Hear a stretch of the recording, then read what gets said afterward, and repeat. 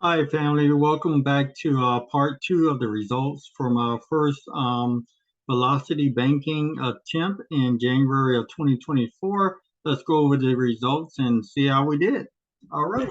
So, my income for the year from two biweekly paychecks, an increase in my taxes, um, and 1860 that came in from from Navy Federal.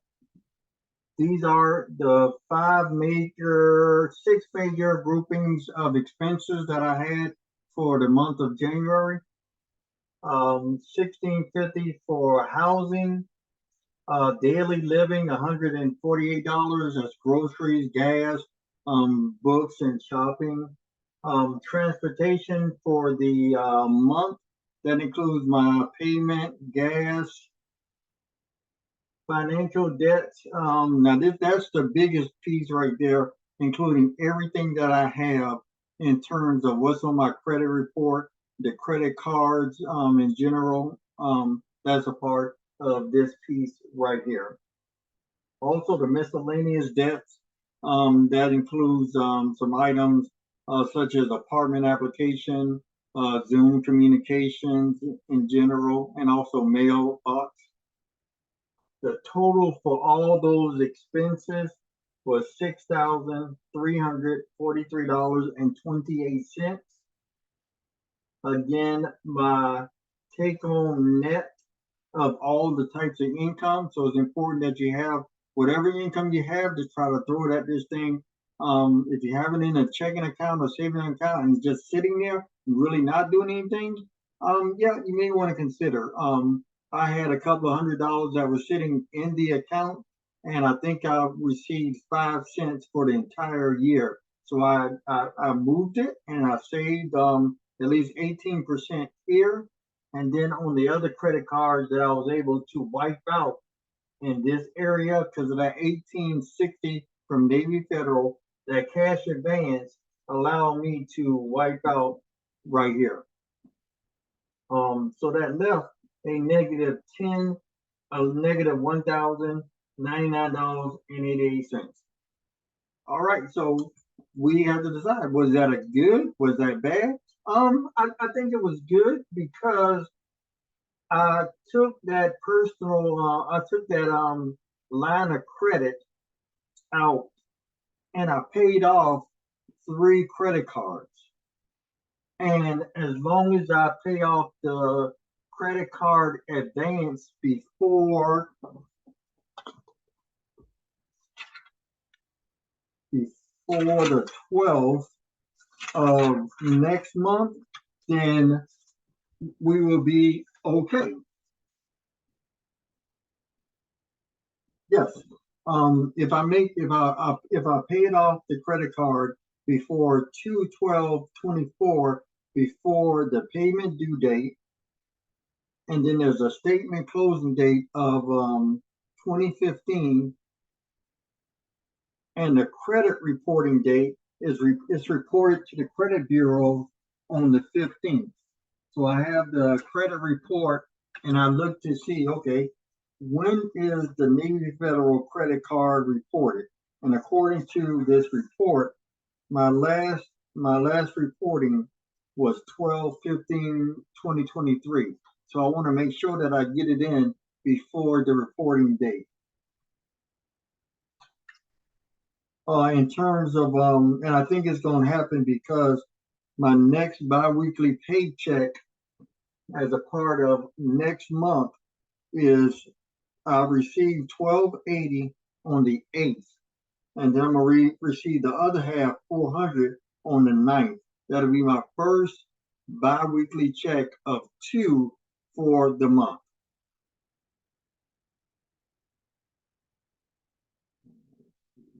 All right, and after all that was said and done, as I noted in the previous videos, after all the additions and all of the subtractions, I ended up with my Navy Federal account positive for a credit of $97.91.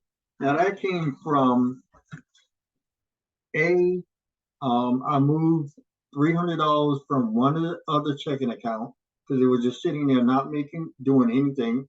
Then I moved a couple of dollars from out of two other accounts that's kind of dormant. So yeah, I see the benefits of moving from savings and checking. And if you have a interest credit card and you have a balance, it can work.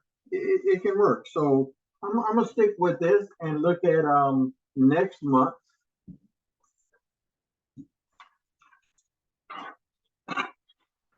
So here are the project. Oh, it's pretty small. Here are the projections for next month. So next month, my income will be the same, 5233. That's going to be based off of two biweekly paychecks. I increased my government take-home pay in terms of taxes, and I'll pay the taxes at the end of the year. So that's just one of the strategies that I'm using. Get back more in my taxes now, and then pay it back before interest occur at the end of the year, and use that also as velocity banking. It's not a revolving, but it's a way of using velocity banking. I expect my rent last to be about 1,600. My daily living, I'm gonna stick with 150. Transportation costs, it may go up slightly because I really instituted using my Kia Forte, which gives about 44 miles to the gallon. I use that midway. So I just kind of like bumped up just a little bit more. Credit reporting debts will drop significantly because that 3,000 that we saw previously also entailed paying Discover about 1,300 and two other credit cards. So with that in mind, looking at a net cash flow,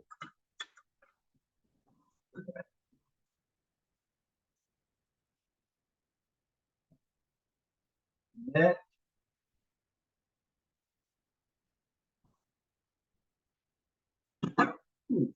all right, go to the red mark.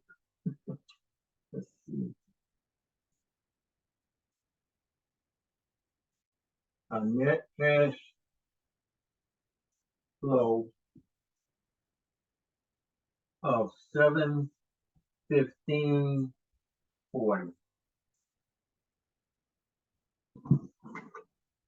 So yeah, I'm looking forward to that.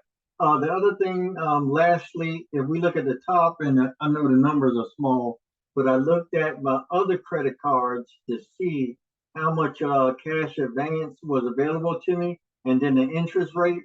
I think I definitely will stay with the velocity banking, and I'm prepared to pay up to 32% on the cash advance because I can see how both of my biweekly checks can pay off an amount and throwing at the credit card early.